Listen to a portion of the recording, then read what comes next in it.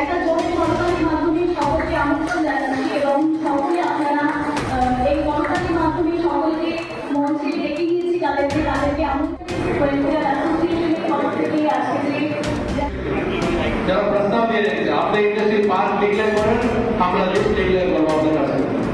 এতগুলো ইন্ডাস্ট্রি রয়েছে আমাদের হাতে মধ্যে, আর আমরা এই সরকারের কাছে থেকে আলোচনা করবো যে আমাদের এই কথাগুলো যেটা আসামে যা পজিশন দিয়ে রাখছে, ইন্ডাস্ট্রির যে সুবিধা দিয়ে রাখছে, সেই সুবিধা যেন আমরা কোচবিহার বাঁচিয়ে পাই। কোচবিহার এমনি ই ক্যাটাগরির মধ্যে পড়ছে, মানে পিছনে 10 বছর ধরে কোচবিহার ই ক্যাটাগরির মধ্যে রয়েছে। তার মানে কোচবিহার আমাদের যতগুলো ডিস্ট্রিক্ট আছে তার থেকে সব থেকে পিছনে জেলার মধ্যে কোচবিহার রয়েছে।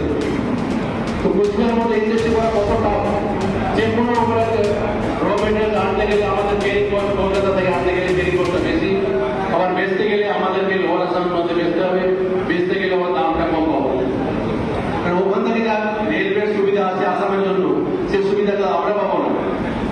আজকে আমরা ডাল মিল একটা করেছি, ডাল মিল আমাদের আজকে কলকাতা যারা ডাল বেচবে আমরা সেটা পারবো না, কিন্তু আমাদের ওখান থেকে 400 টাকা মিলে বেশি ক্যারি কস্ট লাগবে। এগুলো বেচার সময় কম্পিটিশন কলকাতার সঙ্গেই করতে হবে। এই জন্য আপনাদের দৃষ্টি আকর্ষণ করে বলছি, প্রশাসন লেভেলে তখনই আপনারা মিটিং করবেন সিএম স্যারের সঙ্গে, কারণ আমাদের এই কথাগুলোর জন্য আপনারা অবশ্যই তুলে ধরেন, যাতে আমাদের এখানকার ইন্ডাস্ট্রি এরিয়া, এই যে ইন্ডাস্ট্রি যেটা বললাম 300 কোটি টাকা ইন্ডাস্ট্রি, কি টাইপের ইন্ডাস্ট্রি আসতে পারে। মেজ ভুট্টা আমাদের এখানে সব থেকে বেশি ক্রপ হয়, এখন আগে জুট ক্রপ হতো, এখন ভুট্টা বেশি ক্রপ হচ্ছে। ভুট্টার মধ্যে আমরা ক্যাটেল ফিড ইন্ডাস্ট্রি, মুরগি খাওয়া ইন্ডাস্ট্রি এখানে করতে পারি, কিন্তু সরকারি সুবিধাটা তো খুব দরকার আছে।